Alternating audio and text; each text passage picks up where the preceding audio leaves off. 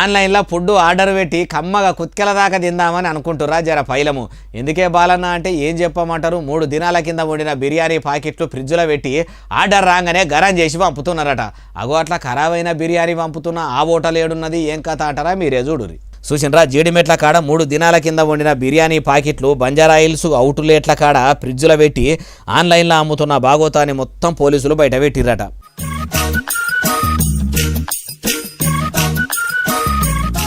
ఇదంతా ఎట్లా బయటపడ్డదంటే, ఓ కస్టమరు ఆన్లైన్లో ఆర్డర్ పెట్టిండట.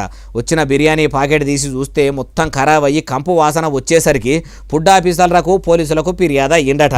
అందుకే రక్షక భటులు రంగంలోకి దిగి బంజారాయిల్స్ కాడ పెట్టిన అవుట్లెట్స్కు పోయి పోలీసులు తనిఖీలు చేస్తే ఏమున్నది, పైన పటారం లోన లోటారం అన్నట్టు లోపల మొత్తము ఓవెన్లో పెట్టి వేడి చేసుకుంటా ఫ్రిడ్జ్లో పెట్టిన 3 దినాల కింది బిర్యానీ ప్యాకెట్లను ఆర్డర్లు పెట్టినోళ్లకు పార్సల్ చేస్తుర్రట. అందుకే జీడిమెట్ల కాడ ఉండి బంజారాయిల్స్ కాడ దందా నడుపుతున్న ఇర్ఫాన్ అనేటోని పోలీసులు అరెస్ట్ చేసిరట. ఏం తిండో ఏమో పోండి, ఆన్లైన్లో ఆర్డర్లు ఇస్తే మంచి ఫుడ్ పంపుతారేమో అనుకుంటే ఇసొంటోళ్ళు మోపైరి, ప్రజలను ఆగంజే ఏవట్టిరి. ఇక ఎవరిను నమ్మేది, ఎట్లా చేసేది? ఇట్లా పాచిపోయిన కూడును పార్సల్ చేస్తున్నోళ్లకు ఎసొంటి శిక్షలు ఉండాలంటే అదే కూడు వాళ్లకు వారం 10 దినాలు వద్దన్నా పెడితే దానితో ఎదురయ్యే మోసం ఎంతనో ఎరకైతుంది. అట్లనన్నా అట్లా గరం చేసి అమ్ముడు బంధు పెడతారేమో. ఇంకో ముచ్చట ఏంటంటే, ఫుడ్ సేఫ్టీ ఆఫీసర్లు ఎన్ని మాటల దాడులు చేసుకుంటా బిర్యానీ సెంటర్లో భాగోతం బయట పెడుతుంటే బుగులు లేకుండా ఇట్లా పాడుమల్లె కూడు తయారు చేస్తున్నారంటే ఏదో పోలీసులు పేరుకు చెకింగ్లు చేస్తారు మళ్ళా మరిచిపోతారు అనుకుంటుర్రా ఎట్లా?